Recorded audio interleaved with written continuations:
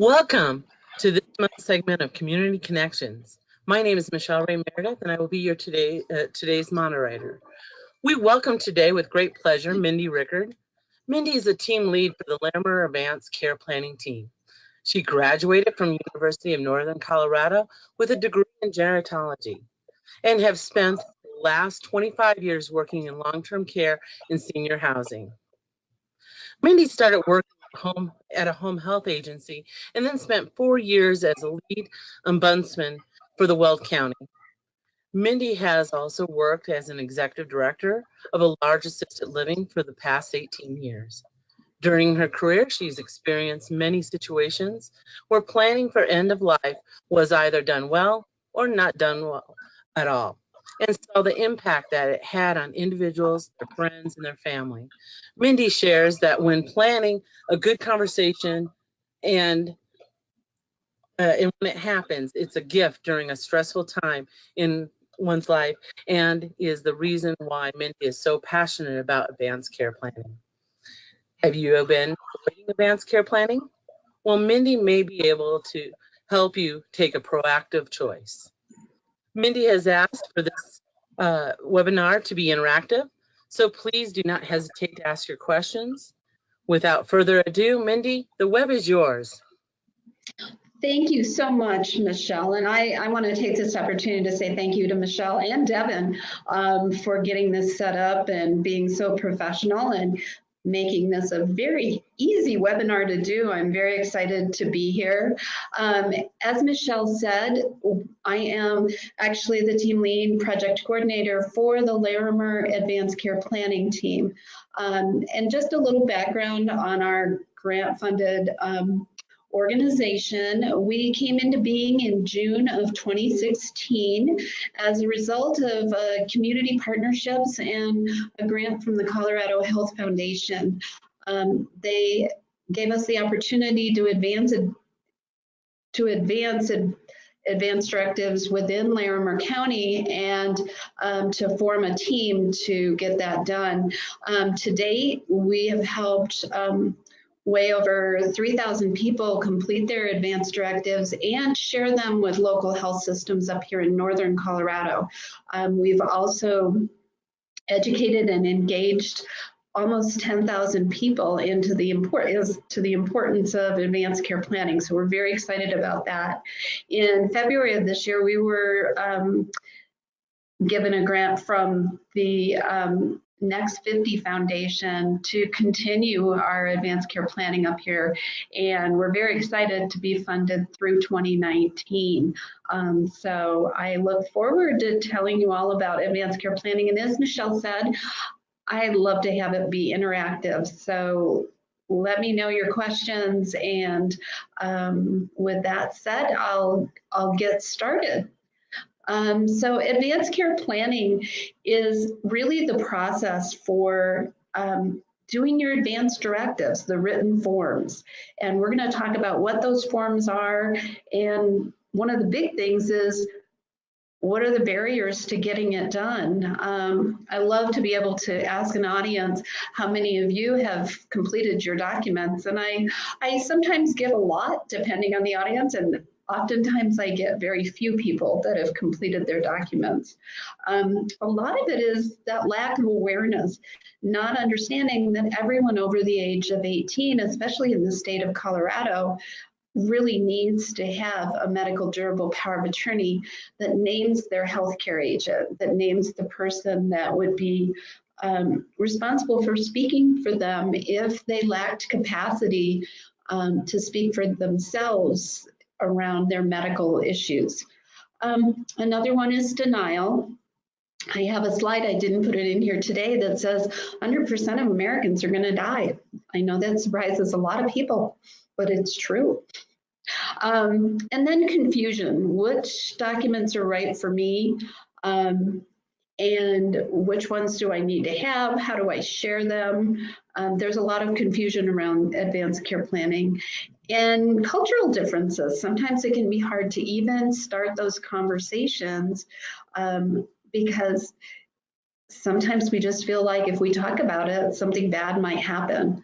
So those are some reasons that people don't always do advanced care planning and can have barriers to getting their documents completed. Hey, Mindy, Yes. I just had a comment here. One said, how do we even choose the right person is one of the problems about choosing to do these directives or not. Can you? And that's a great question, and I'm going to get to that in how to choose your healthcare agent, and that's coming up because the very first thing I'm going to talk about here is the medical durable power of attorney, and then we'll touch on the living will, CPR directives, and the most form. So the first one where you do choose your agent, this is the person that's actually going to have the role of making decisions for you if you're unable to do so. It's someone you would trust to consult with physicians, view medical records, and make decisions related to your healthcare. Some people on this webinar may have had that responsibility for a family member, and sometimes it can involve actually making decisions for an aging parent as to what long-term care facility they may need to go in. That was my situation. I've been the agent for both my parents. My mother's passed, but my dad just turned 99 years old and has Alzheimer's. And so I did pick his memory care unit. The person should be at least 18 years of age. We really do suggest that 21 and up is a little bit better because it is a lot of responsibility around who that person will be. So this slide kind of gives you a little bit of an idea on how to choose your agent, because that is a great question and one that a lot of people struggle with. It doesn't necessarily have to be your spouse, your parent. It could be a best friend, could be someone you went to nursing school with.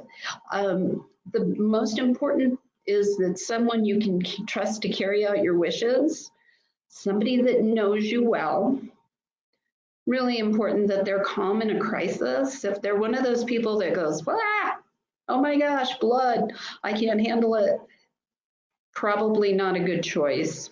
Somebody that is willing to listen to what your wishes and values are, and that will actually talk to you about those values and wishes and what you consider quality of life. Someone that is able to ask questions and advocate to doctors about what your wishes are. And one of the things that and this goes back to my background in long-term care, someone that can reassure and communicate with the whole family. I stress over and over how important it is that you share not only with the person that you name as your agent, and don't laugh, that actually happens, that people don't tell their agent, but also that you communicate with the rest of the family.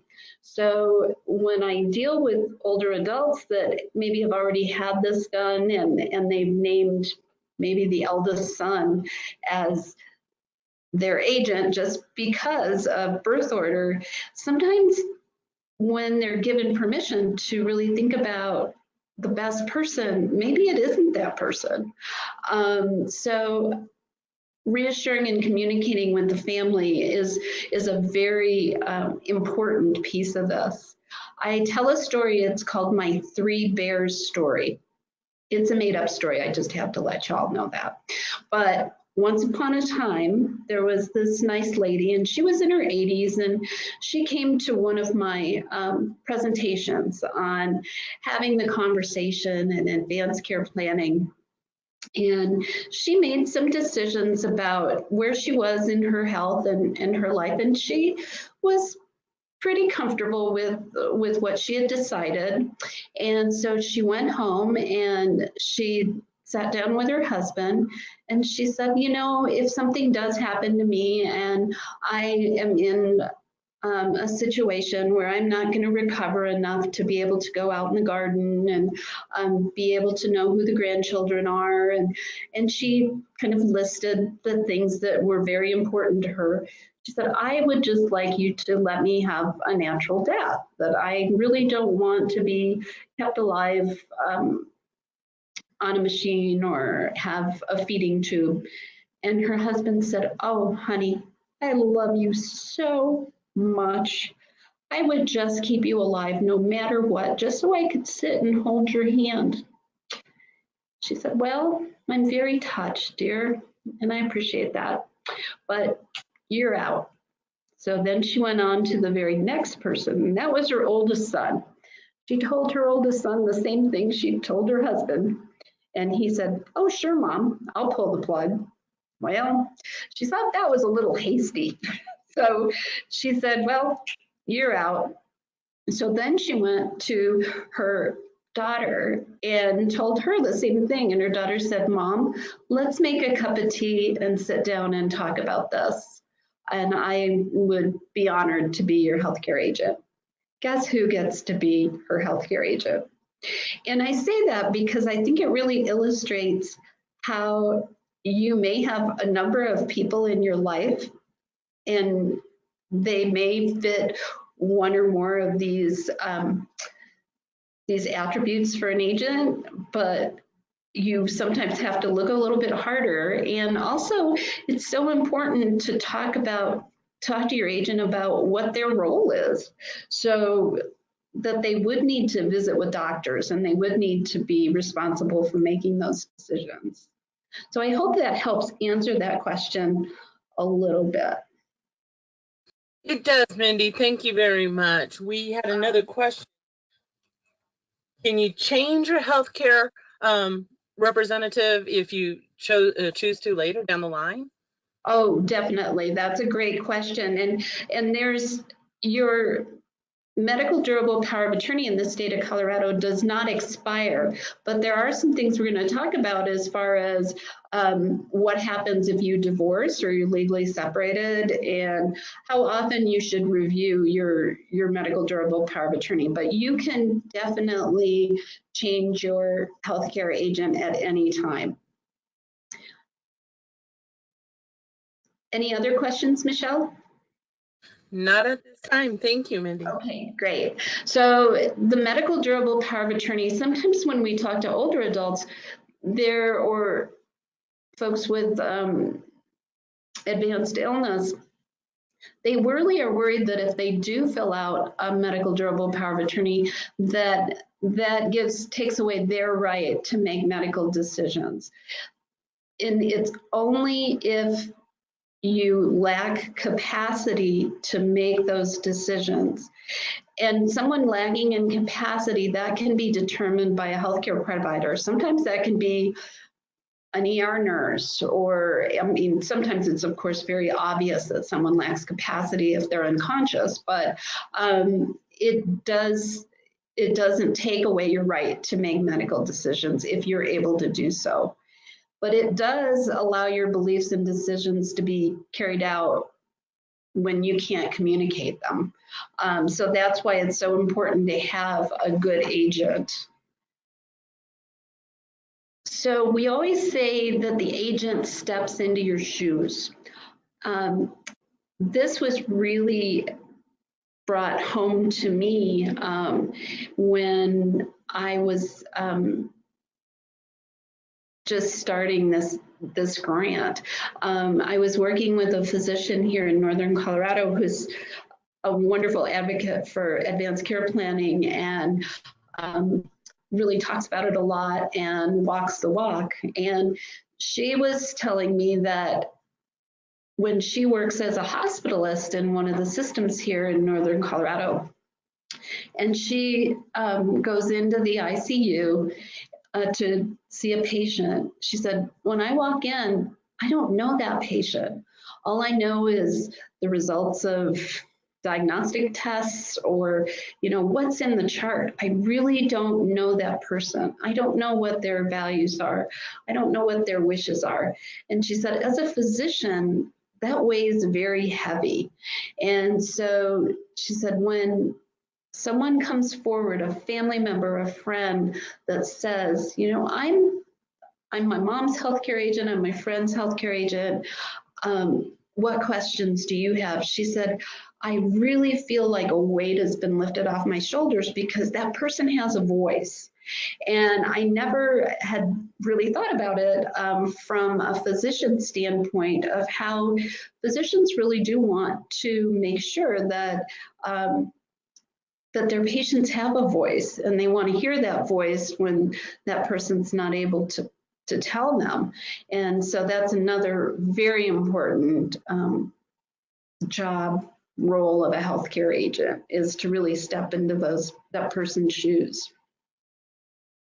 So this is the big question. What happens if I don't have a medical durable power of attorney? Well, I think I mentioned earlier that everyone 18 and above needs to have a healthcare agent. And if you don't have an agent, then it goes to a proxy decision maker. And so let me tell you a story that happened in my family back in November of 2016. I'm the youngest of 5, and so we have kind of a large family, and I have a niece that's only 7 years younger than I am. She's married to a really nice guy, and he loves to work on old trucks, and he had just gotten this old 64 pickup in October, and he was working on it this beautiful day. It was the Sunday after Thanksgiving, and he had finally got it to the point he was ready to start it. And he had my 21-year-old great niece start the truck. Unfortunately, he had his head under the hood and it flashed, which meant it caught fire. And he was severely, severely burned. He was taken to Poudre Valley Hospital emergency room, where they determined that his burns were so severe he had to be flight for life to Anschutz. My niece called me. They'd been married for 22 years. She called me and I came right to the emergency room, and they were prepping him for the flight. By this point, they had intubated him, so they had put a tube down his throat, and they pretty much knocked him out because the pain was pretty incredible. So honestly, the first words out of my niece were, what's going to happen? I've been after him to do his advance directives since June. And I said, we won't worry about that right now because the doctors have already taken that decision out of your hands. So we won't worry about that. We'll just worry about getting down to Anschutz and seeing what happens. In my mind, because I'm not going to say this out loud, I'm thinking, oh no, this could be really bad, because this is not a first marriage for him. This is his second marriage. So he has 3 adult children from his first marriage. He has a mom, he has 2 brothers. He has my niece, who he's been married to for 22 years, and my great niece, who's 21 years old. So they would all be informed. If he continued to have a lack of decision-making capacity, they would have all been informed, and they would have had to come together and actually make a decision about who his proxy decision maker would be. Even his wife is on the same level when it comes to voting for who will be the proxy. So very small chance that there would have been consensus of any type there. So it was very frightening. Luckily, within 48 hours, they took the tube out, he regained consciousness. He's since recovered very, very well, though he did get his documents done as soon as he could hold a pen. But he was very shocked when he heard what would have happened if he hadn't been able to regain consciousness and decisions had to be made around life-sustaining treatment on a permanent basis. So I tell that story because he was a healthy 55-year-old guy, and it happened in a split second. And I do tell people this can happen to anybody. I do have his permission, by the way, to share that, but it really is critical that even if people don't get any documents done, making sure that they have a medical durable power of attorney is very, very important. And a word out to moms and dads, grandparents of kids that have hit 18, it can go to a proxy decision making if the day of their 18th birthday. So really important as kids go off to college to make sure that they have that directive done. I always say at 16, we do our first advance directive because we get our driver's license, and at that point, we go ahead and have a decision whether we're going to be an organ donor or not. So this should be really simple. That's my goal, is to make it really simple. Mindy? Yes. A question, how many people, and maybe you know this, how many people end up going to the hospital that does not have these, this medical power of attorney, doesn't have an agent, nor do they have someone that to become that proxy, or even a close friend that accompanies them when they're incapacitated in some way? And what at that time, if you know? Well, and actually that's a really great question, Michelle. We call those individuals solos. There's actually a word for them. They're folks that maybe don't have family or are distanced from their family for one reason or another. And so those people, we try to help them get their directives completed, and sometimes that's with a living will because it can stand alone. Sometimes it's with doing some documents like 5 wishes, or some people are actually utilizing care managers, so geriatric care managers that will act as their healthcare agent, and they will contract with those people to do that. I can tell you for many years, I was part of an hospital ethics committee here in Northern Colorado, and a number of times we had people come into the hospital that did not have any directives done. There's still going to be probably 60% of the population minimum that haven't finished their directives, and so you will get a portion of those that don't have anyone that's willing to step forward and act as their proxy. So can't give you an actual number, but it does happen, and we're really working to help get those people to get their documents done. Thank you. You're welcome. So a lot of people, when they think of advance directives, think of the living will. And the living will is very important. And usually we do directives for the medical durable power of attorney and the living will. And I'm going to talk briefly about a couple of other kinds of advance directives as well. But the living will, if many of you may remember the Karen Ann Quinlan case and the Terry Schiavo case, for those of you that haven't heard of them, they were young ladies that ended up in a persistent vegetative state or coma.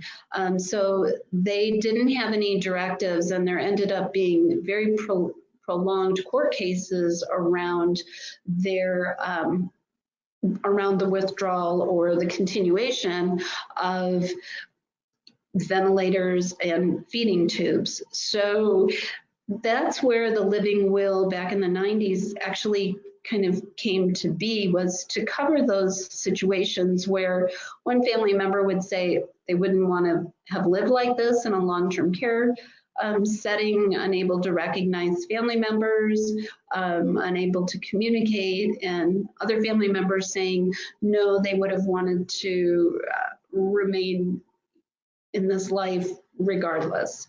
So a living will actually covers administration, unfolding, and withdrawal of life-sustaining procedures if both of these circumstances are met.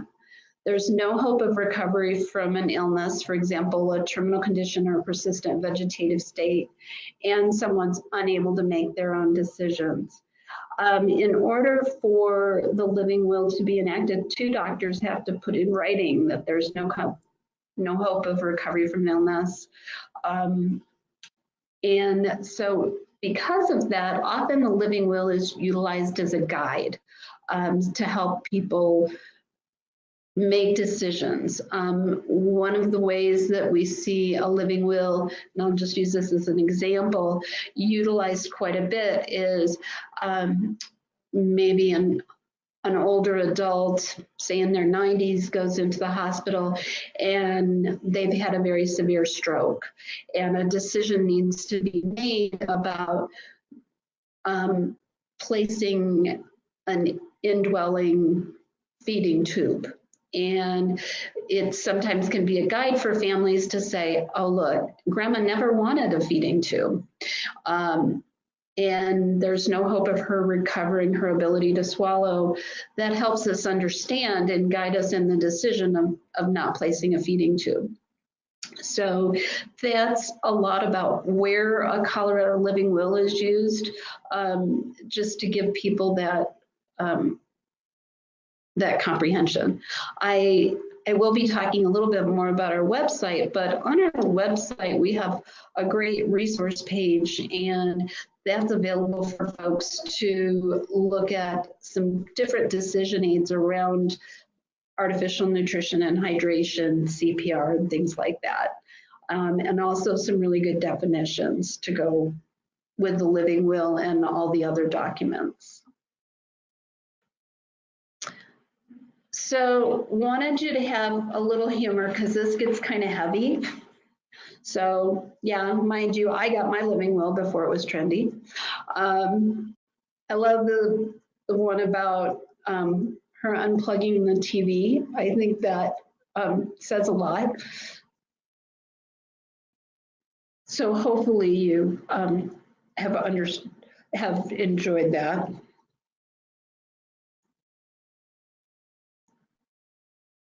So the living will, as I said, and I kind of talked about solos a little bit before, but the living will stands alone as a directive to the doctor without agent involvement. And very interestingly, on the living will, on the Colorado living will, you have the authority for your agent to override the living will or not. And I can tell you from experience, we see this go about 50-50 each way. Some people say, you know, I'm going to fill out my living will. These are my wishes. If I am not going to return to the baseline that I've spelled out to you as what I consider my quality of life, then I don't want my agent to override it. I don't want them to second guess themselves about decisions that they may need to make. Other people say, well, you know, maybe my agent will know something I won't know. So it does go about 50-50. On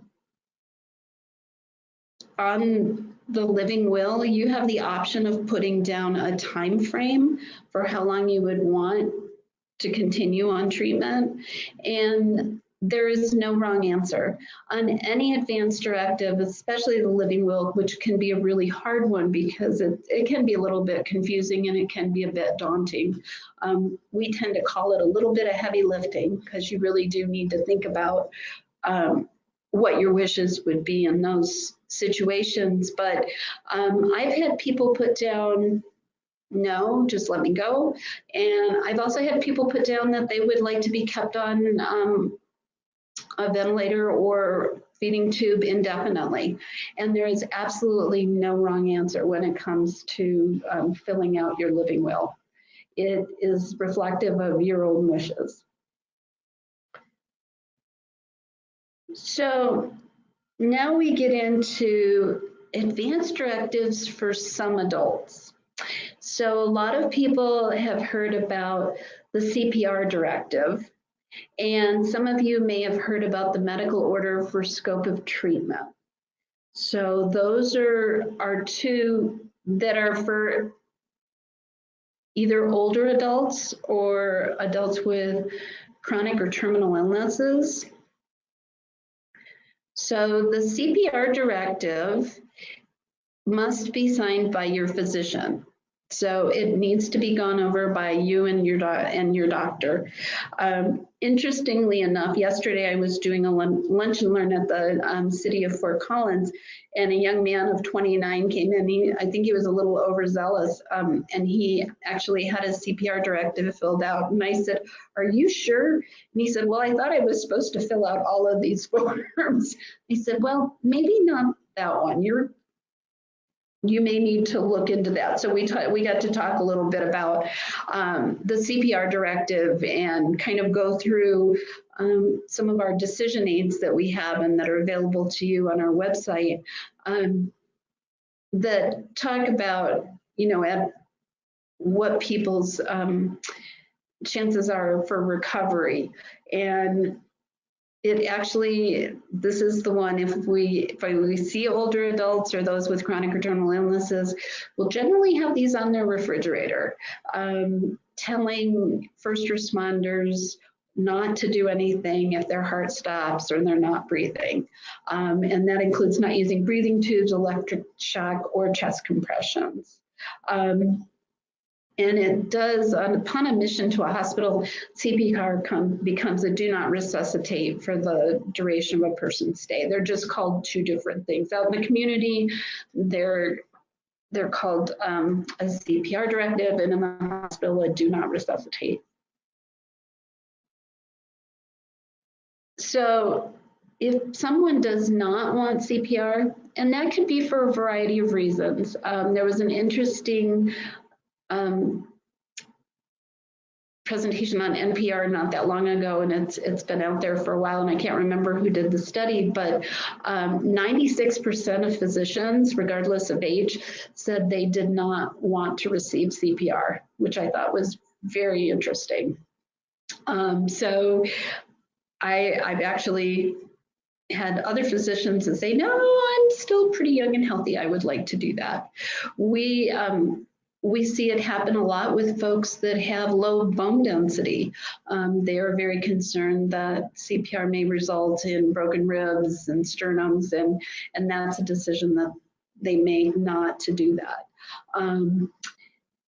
So the other form that we talk about that is part of that and does talk about CPR, sorry, I'm going to back up a little bit.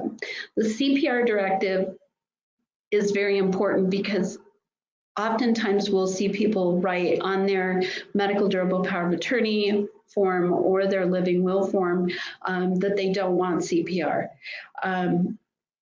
That doesn't work. You have to have the CPR directive signed by a physician, and EMS, emergency medical personnel, will automatically default to doing CPR if they can't readily see that signed document. And yes, I hear from a lot of people, I'm just going to put a tattoo on my chest. The document has to be signed by a physician. So unless you can get your doctor to go to the tattoo parlor with you, you're out of luck. We've also seen people that have that, they wear it on a name tag that I don't want to be resuscitated. Again, has to be signed by the doctor, or there is CPR jewelry. There's a Colorado Directives CPR jewelry that looks like a medical alert, either bracelet or necklace, that can be very helpful, and emergency medical personnel will look at that and respect that if that is actually the valid CPR jewelry, which in order to even order the necklace or bracelet, you do need to send them a copy of your CPR directive. So the next form some people may be familiar with is the MOST form, and that's called the Medical Order for Scope of Treatment. And so the Medical Order for Scope of Treatment again, is actually a physician's order. It needs to be signed by the provider or physician. And on the MOST form, and you can see we have a little graphic of the MOST form there, and some people may be familiar with it. It does address CPR and general scope of treatment, medical interventions, and of course, provision of artificial nutrition, hydration, and antibiotics. So we see this a lot in long-term care residents, hospice patients, folks that we don't expect to have a life expectancy more than 12 to 48 months from now. People that travel frequently throughout the healthcare system oftentimes are very appropriate for the MOST form. The MOST form is appropriate for folks that have said no to CPR. If people have said, when they talk about the treatment options, there's 3 treatment options that are outlined in the medical orders for scope of treatment, and those are comfort care only, which means to only transport to a hospital if treatment cannot be provided at wherever they are. So for example, if someone's living in a skilled nursing facility and they've chosen no CPR and comfort care only, if their pain can be managed in that setting, they're preferring not to go to a hospital.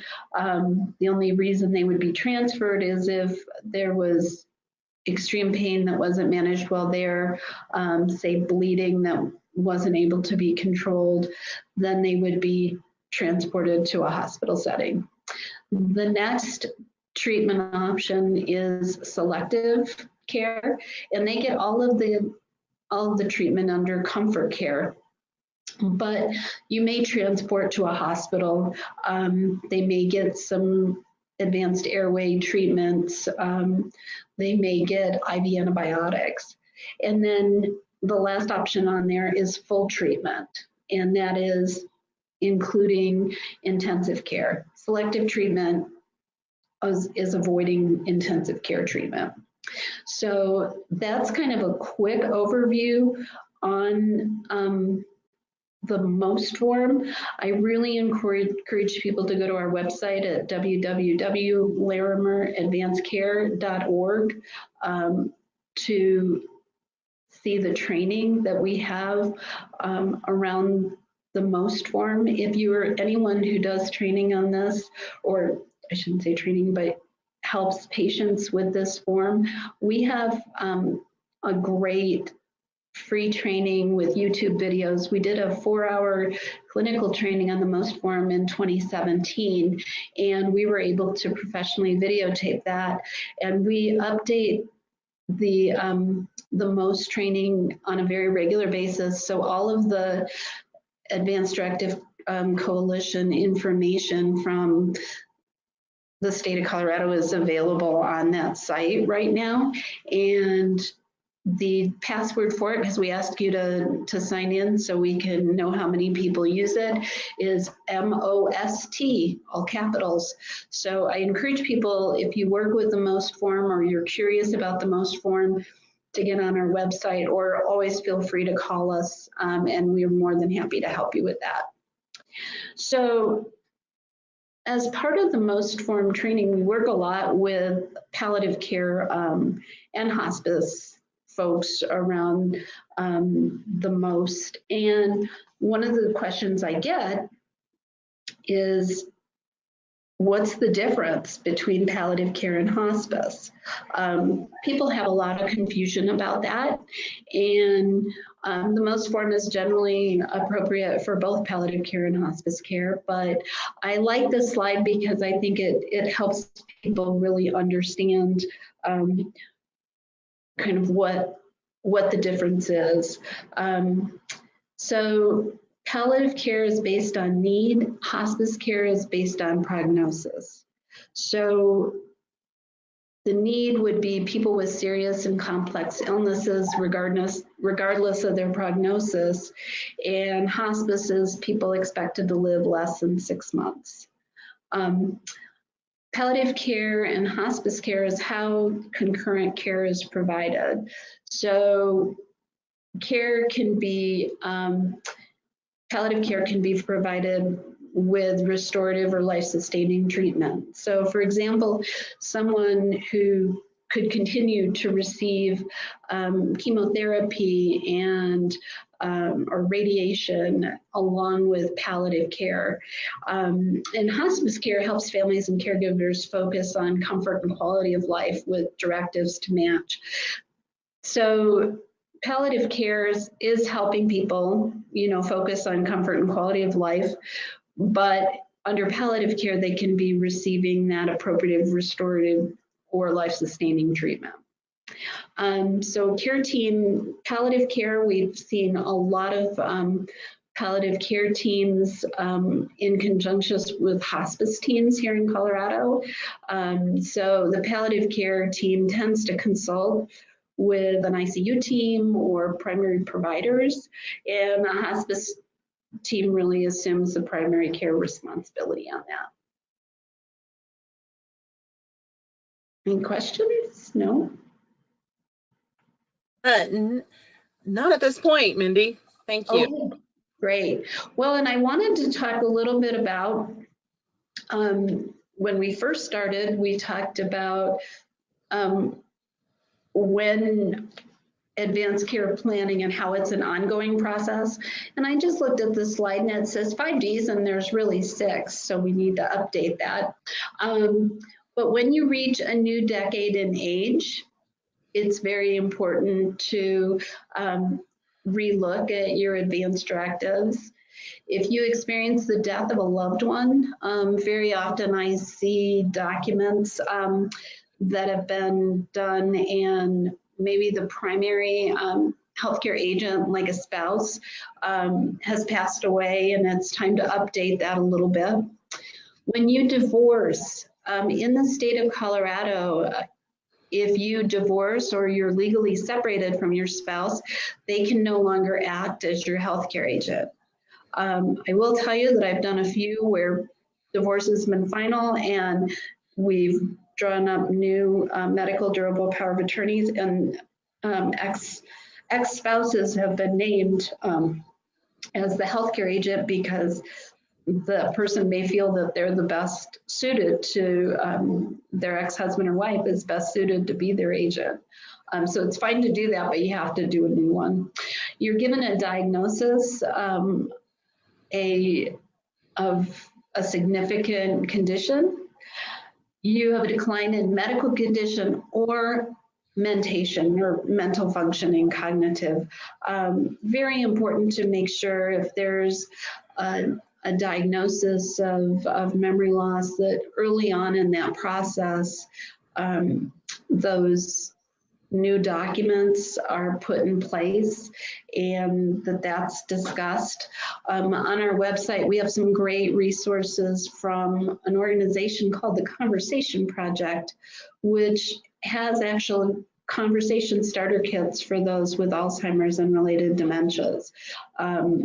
So you can still do some of those great conversations and have those facilitated even if someone has had a cognitive decline.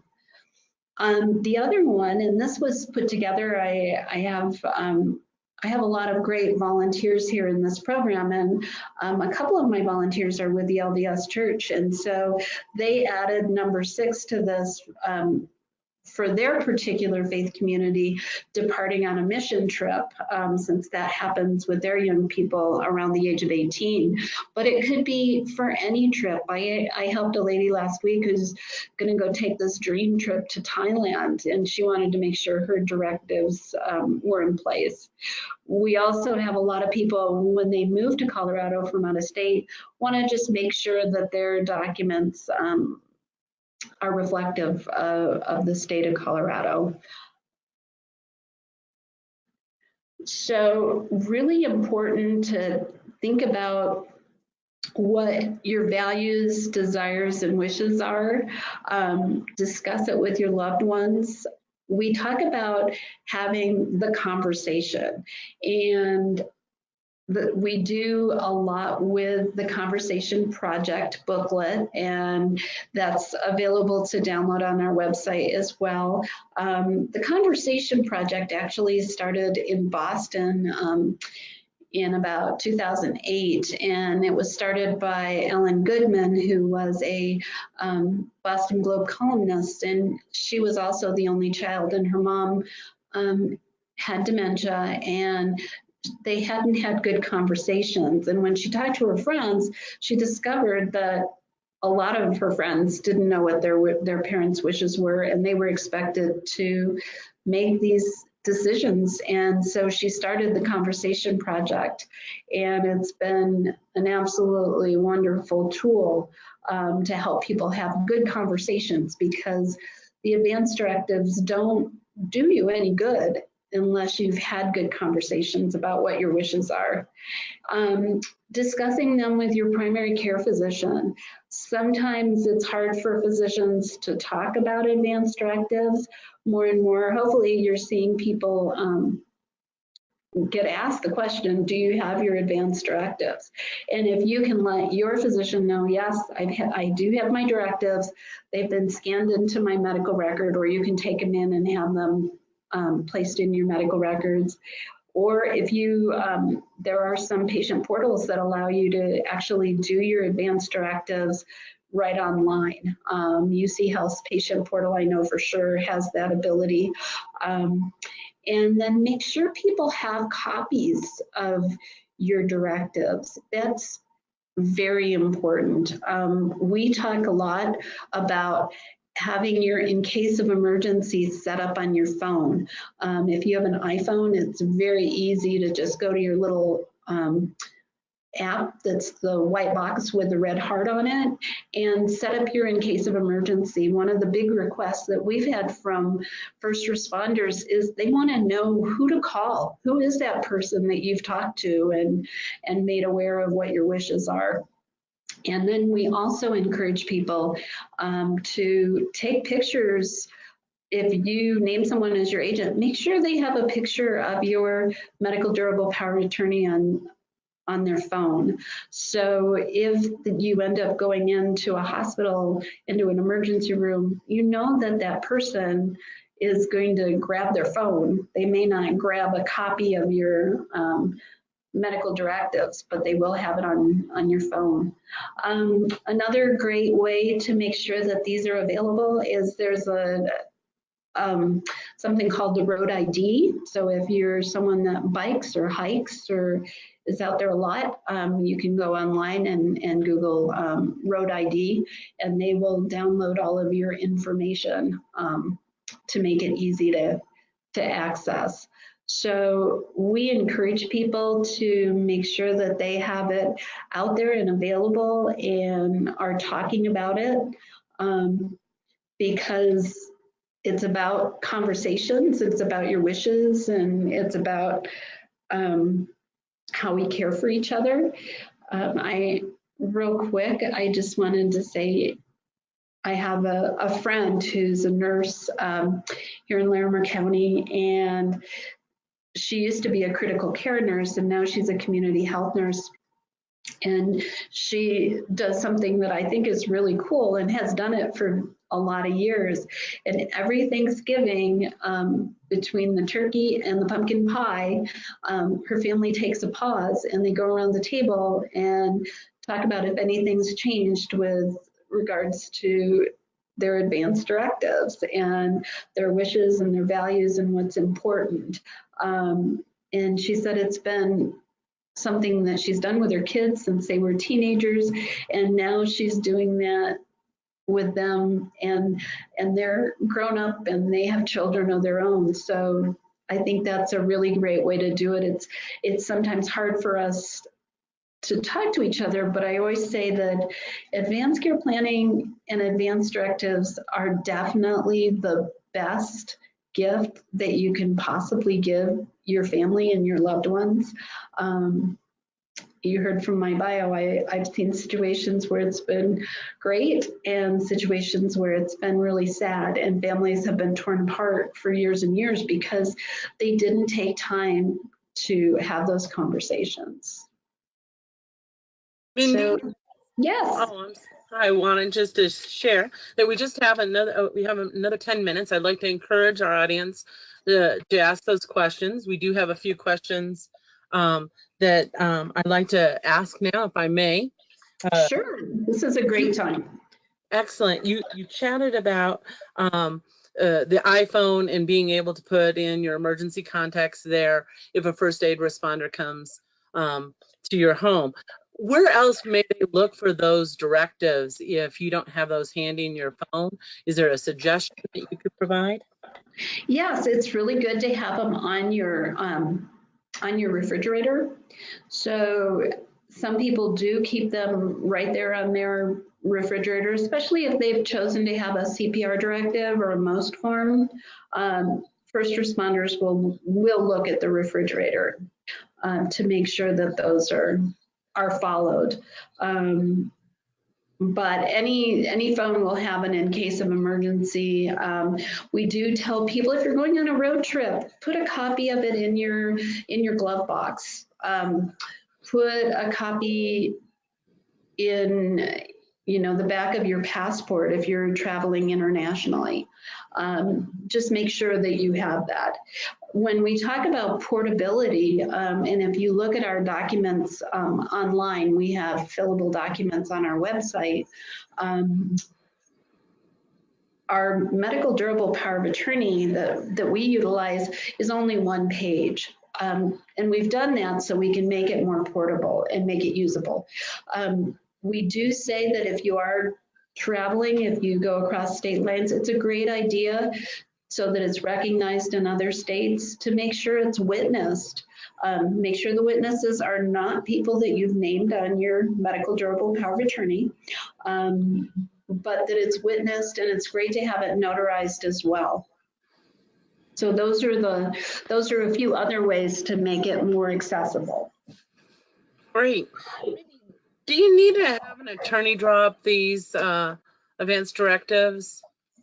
No, that's another great question. In the state of Colorado, you can fill out your own advance directives. Attorney-generated documents are wonderful, and we've worked very closely with the Bar Association up here in Larimer County, and we encourage people to, make sure that all of their advanced care planning, that includes their financial piece, is available as well. But here in Colorado, we can guide people through that process. Our team has been extremely well trained on how to do advanced care planning, and we have been just training. I was telling Michelle earlier that we just finished training a lot of clinical for one of the health systems, their clinical care managers for their clinics here in Colorado just at the end of August. So we're trying to train many clinics how to do this and how to make it a core competency for staff in a clinic setting. So can anyone help another person fill out these directives, and is there a liability if they do such? Well, there isn't, because I don't know how to answer the liability. If anyone can fill these out on their own, anyone can help people walk through the process of filling it out. An agent's job is to act in the best interest of the person they've been named as the agent for. That's part of the statute. But if you're in a home care setting and you're helping someone, that's wonderful. If there's any question, another reason having it witnessed and notarized is a good idea, because when it's notarized, it's done as an affirmation. So whoever the notary is affirming that person is signing that document as an act of free will.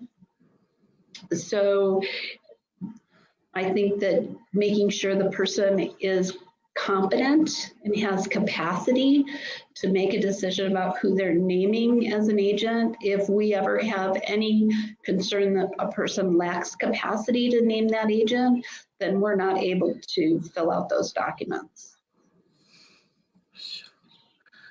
Wonderful. Mindy, you've been very informative and very thorough today's presentation.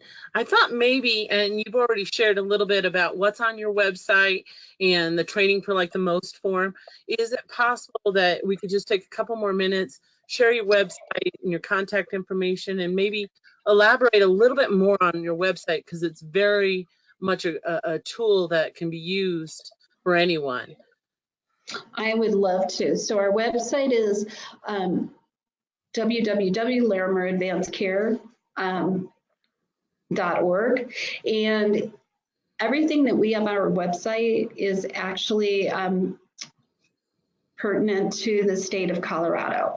So what we've done, as I said, through the Bar Association and having an attorney on staff, is make sure that we have a very robust website.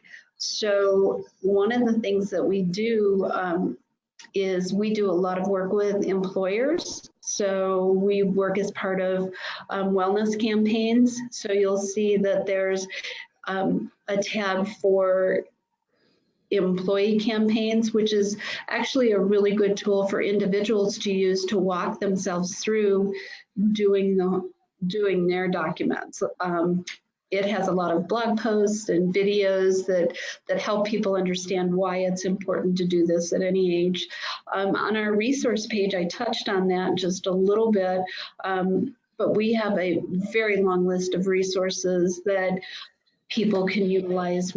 As I said, we have fillable forms for those people that want to type in their information and then print out the forms and have them witnessed and notarized. We also have videos that are available. We have the most training. We have a lot of decision aids. We have links to resources throughout the state of Colorado, and also links to resources here in Larimer County that are very helpful. So I think we have a very robust website, and we have a calendar with our upcoming events and things that we're working on. When our team was developed, we thought we would be doing a lot right here in our offices, and we still do. We meet one-on-one with people, but a lot of our work is outreach. So this morning, one of our guides was at a senior manufactured home park at their community center, telling them about advanced care planning. Yesterday I was at a lunch and learn, and we're just ramping up to do our very first book club for mortals through the Poudre Old Town Library. So we have a 5-month series on books that kind of talk about the end of life, but we're talking about it in a little bit different way.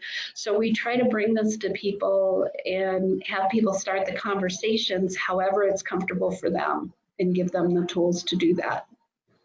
Well, thank you, Mindy, once again for a wonderful presentation and explaining these tools that we're going to need, and to prompt us to start having those conversations with our loved ones. For everyone out there, you've been listening to People Care Health Services Community Connections. Our guest today again was Mindy Rickard with Larimer Advance Care Planning Team. Once again, we'd like to thank Mindy for sharing her time and knowledge with us today. And please mark your calendars to join us next month for Community Connections, which airs the second Wednesday of each month at 1 p.m. Until next month, may your days serve you well.